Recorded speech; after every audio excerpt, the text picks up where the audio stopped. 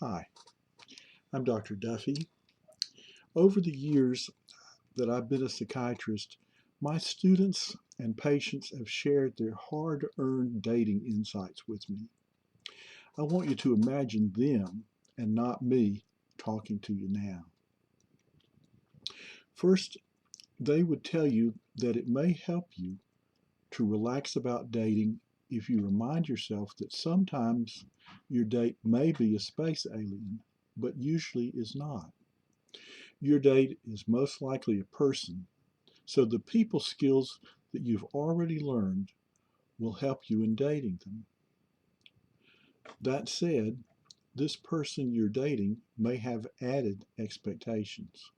Fun, romance, sex, mate selection could be just some of the things on their mind. Some of your dates will choose not to be sexually active, and that's a legitimate option for both of you.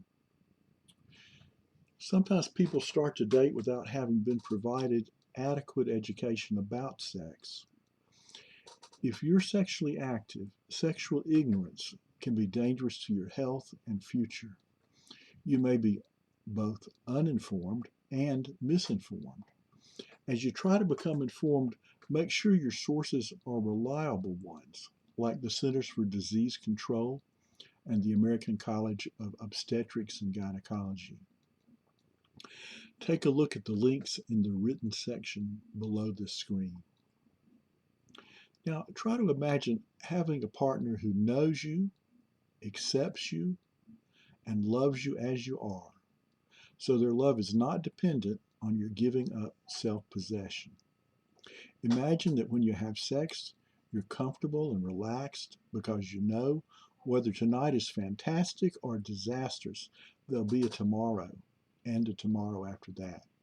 Imagine that you know that having sex is like everything else. It can get better with practice. Now, ask yourself, what kind of state would make this possible? If you said a state of genuine intimacy, you're right.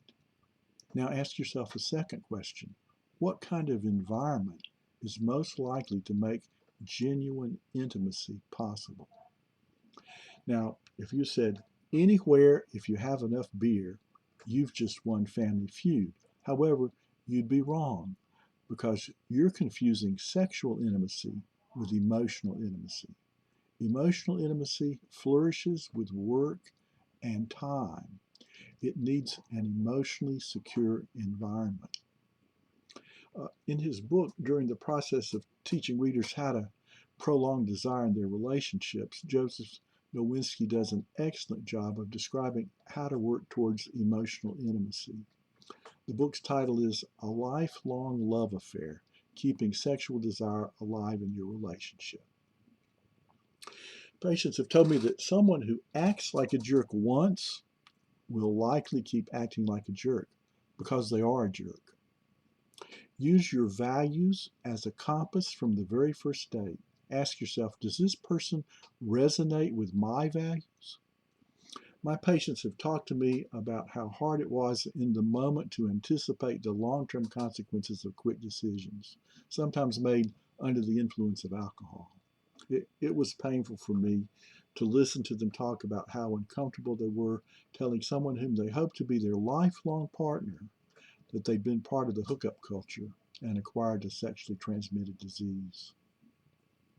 On a less serious note, my patients have said when they framed dating as one more thing that they were learning to do, they were able to relax more easily.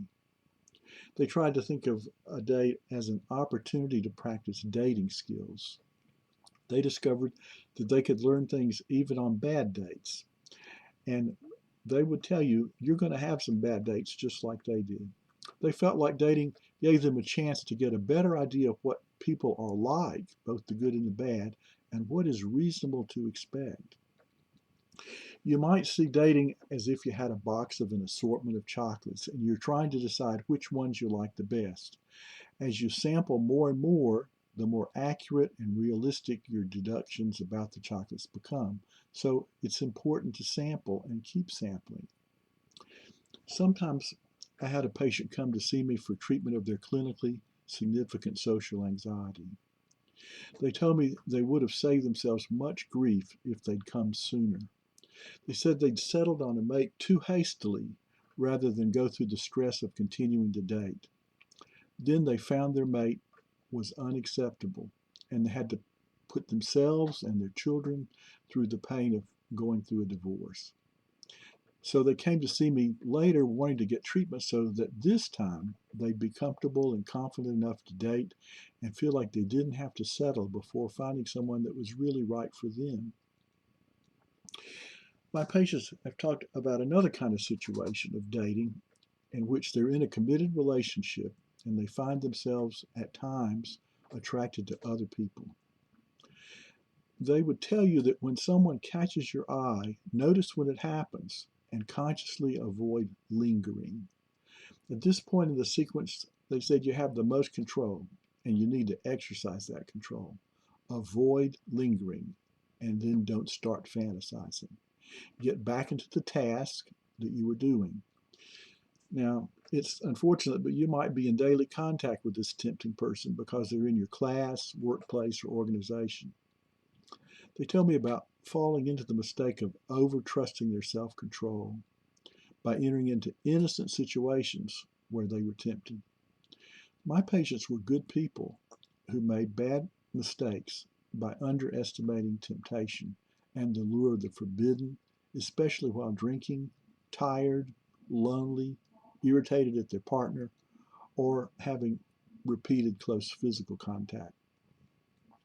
Some of them paused when they were no longer in the tempting situation to ask themselves why they desired this person, and if it was a clue that there was something missing in their existing relationship that they could address in that existing relationship or not.